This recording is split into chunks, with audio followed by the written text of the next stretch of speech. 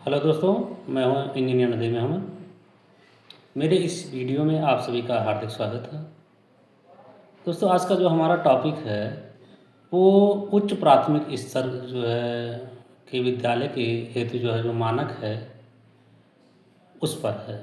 यानी junior high school के मान्यता का जो नॉर्म्स है, बिल्डिंग का नॉर्म्स हो गया, प्लेग्राउंड का हो गया, क्लासरूम का हो गया, स्टाफ रूम हो गया, ऑप्शनल हॉल हो गया, साइंस लैब हो गया, शौचालय हो गया और प्लेग्राउंड हो गया। टोटल जो है कितना ज़मीन जो है इसके लिए ज़रूरी है। ये सभी टॉपिक जो है इस वीडियो के माध्यम से हम कवर करने वाले हैं।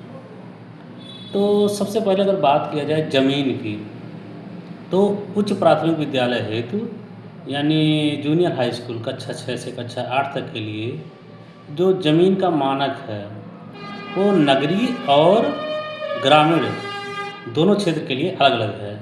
यानी आप अगर नगरीय क्षेत्र में उच्च प्राथमिक विद्यालय ओपन करने वाले हैं तो उसके लिए आपको जो है 41 डिसमिल ज़मीन आवश्यक है। और यदि आप ग्रामीण क्षेत्र में जो है ओपन करने वाले हैं उच्च प्राथमिक विद्यालय, तो आपके लिए जो है 81 डिसमिल, यानी ग्रामीण क्षेत्र के लिए 81 डिसमिल ज़मीन जो है आवश्यक है।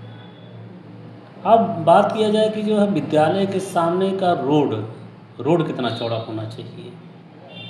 तो विद्यालय के सामने का जो रोड है वो दोस्तों कम से कम जो है 30 फीट का होना चाहिए। 30 फीट चौड़ा रोड आवश्यक है। और प्लेग्राउंड की अगर बात किया जाए तो उसका भी क्राइटेरिया ग्रामीण और नगरीय क्षेत्र के लिए अलग अलग है। उच्च प्राथमिक विद्यालय हेतु मान्यता के लिए यानी अगर आप ग्रामीण क्षेत्र में हैं तो आपको जो है 2000 वर्ग मीटर ज़मीन जो है प्लेग्राउंड के लिए आवश्यक है। और अगर नगरीय क्षेत्र में है तो आपके लिए 1000 वर्ग मीटर का जो है प्लेग्राउंड होना चाहिए।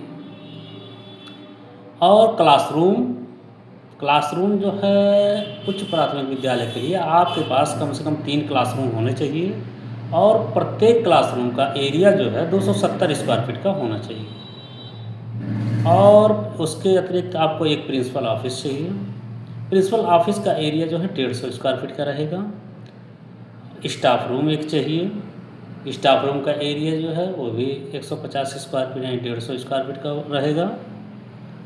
और एक हमको जो है उच्च प्राथमिक विद्यालय मान्यता लेने के लिए एक साइंस लैब होना ज़रूरी है, जिसका एरिया 600 वर्ग फीट का रहेगा, यानी 20 बाई 30 का होना चाहिए साइंस लैब।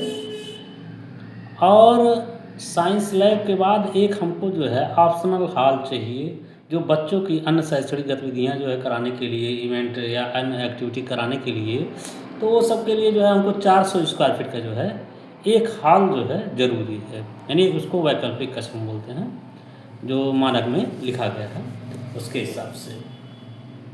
और अगर शौचालय की बात किया जाए तो दोस्तों शौचालय जो है बच्चों और बच्चियों के लिए दोनों के लिए 2-2 शौचालय जो है अलग अलग होना चाहिए। यानी 2 बच्चों के लिए 2 बच्चियों के लिए अलग अलग शौचालय जो है आवश्यक है। और ये था दोस्तों उच्च प्राथमिक विद्यालय हेतु जो है मान्यता के लिए जो मानक है, ये नया शासनादेश के अनुसार हमने आपको बताया है। और यदि शासनादेश का परिवर्तन होता है तो फिर से आपको अपडेट किया जाएगा। और इसका समरी जो है हम बता देते हैं कि उच्च प्राथमिक विद्यालय हेतु जो है ग्रामीण क्षेत्र के लिए आपको 81 डिसमिल ज़मीन आवश्यक है। और नगरीय क्षेत्र के लिए जो है आपके पास 41 डिसमिल ज़मीन होना चाहिए।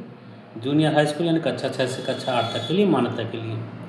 और आपको जो है प्लेग्राउंड के लिए जो है 2000 वर्ग मीटर ग्रामीण क्षेत्र में एरिया चाहिए, जो प्लेग्राउंड का एरिया होना चाहिए यानी बिल्डिंग के अतिरिक्त। और नगरीय क्षेत्र में जो है 1000 वर्ग मीटर का प्लेग्राउंड होना चाहिए।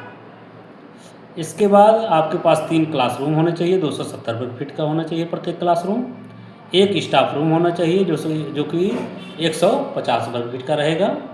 एक प्रिंसिपल ऑफिस रहेगा जो कि 150 वर्ग फीट का रहेगा। एक स्टाफ रूम रहेगा जो कि 150 वर्ग फीट का रहेगा। एक साइंस लैब रहेगा। साइंस लैब आपका जो है 20 बाई 30 का यानी 600 वर्ग फीट का रहेगा। इसके अतिरिक्त एक वैकल्पिक कक्ष चाहिए जो कि 400 वर्ग फीट का रहेगा।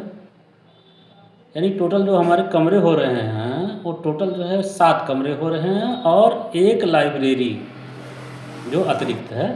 लाइब्रेरी भी होना ज़रूरी है। लाइब्रेरी का एरिया भी 150 वर्ग फीट से कम नहीं होना चाहिए और 2 बच्चों के लिए जो शौचालय आवश्यक है। तो दोस्तों ये रहा जो है हमारा उच्च प्राथमिक स्तर हेतु जो है कक्षा का मानक हो गया, प्लेग्राउंड का मानक हो गया, शौचालय का मानक हो गया, प्रिंसिपल ऑफिस का मानक हो गया, स्टाफ रूम का मानक हो गया और साइंस लैब का आपका मानक हो गया और वैकल्पिक कक्ष का मानक हो गया। यानी इन सभी मानकों को हमने इसमें कवर किया है। तो यानी आप कंस्ट्रक्शन करना चाहते हैं, उच्च प्राथमिक विद्यालय जो है आप जो है उच्च प्राथमिक विद्यालय का निर्माण कराना चाहते हैं या मान्यता लेना चाहते हैं, तो ये जो हमने नॉर्म्स बताए हैं ये सब आपके पास होना अति आवश्यक है। दोस्तों ये वीडियो देखने के लिए आप सबका तहे दिल से शुक्रिया।